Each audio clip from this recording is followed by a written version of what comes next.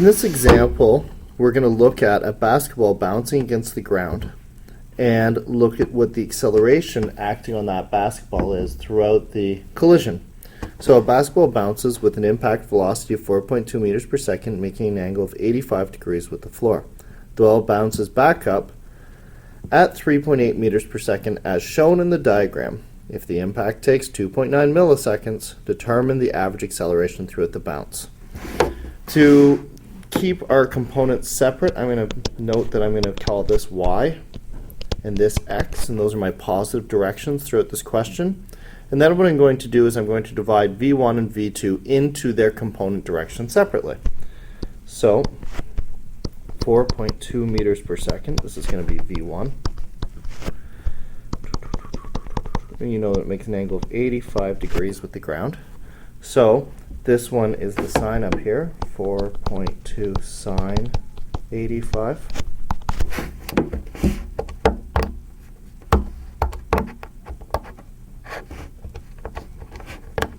That works out to 4.18.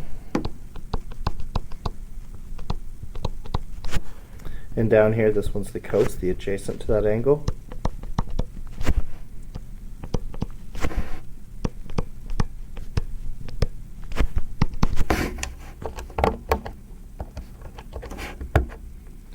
So that's 0.366. So those are our x and y components for the initial velocity.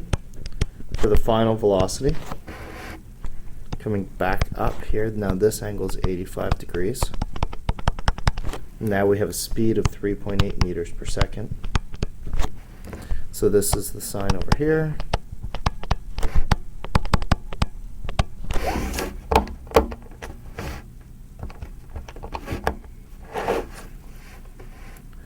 That works out to 3.79.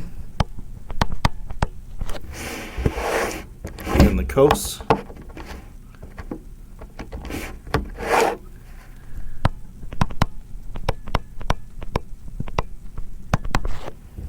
.33. So now I can look at the change in both of those by looking at the individual components. So I'm going to have my x components and my y components here. In my x direction, my v1 was 0.366, and my v2 was 0.33, and my time, which is in milliseconds, was 2.9 milliseconds, but that's going to work out to be 0.0029 seconds converted to seconds.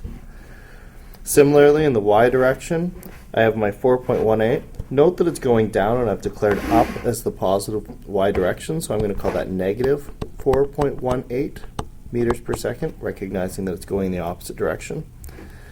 3.79 is my final y, and again I'll use that 0.0029 as my seconds. So my equation, A equals V2 minus V1 over T, can be used in each direction separately here. So let's start with acceleration. So I'm doing this for the x direction right now. Acceleration is equal to 0.33 less 0.366 divided by 0.0029.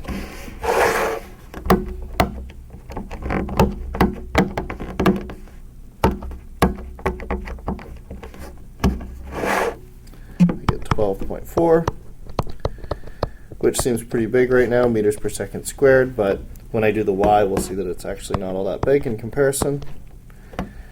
For the y, V2 is 3.79 minus the negative 4.18 divided by 0.0029.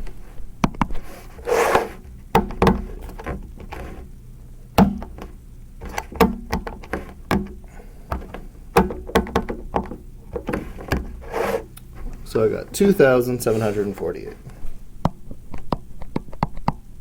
meters per second squared here. This isn't seconds, this is meters per second. Meters per second, meters per second, per second and second. So both are not in meters per second squared. Okay, now I have two components, so I can recombine them. My y, oh, this, by the way, is 0.33 minus that, so that's actually a negative. Just careful there. That's a negative because the V1 was greater than the V2. So I'm going up at 2,748 and over at 12. So that 12.4 is almost ignorable, but we'll go ahead and do the calculation not ignoring him, and then we'll see that he's pretty close to ignorable. So to get my magnitude of my final acceleration, I can use the Pythagorean theorem. Here my acceleration is going to be equal to the square root of 2748 squared plus 12.4 squared. Find my hypotenuse.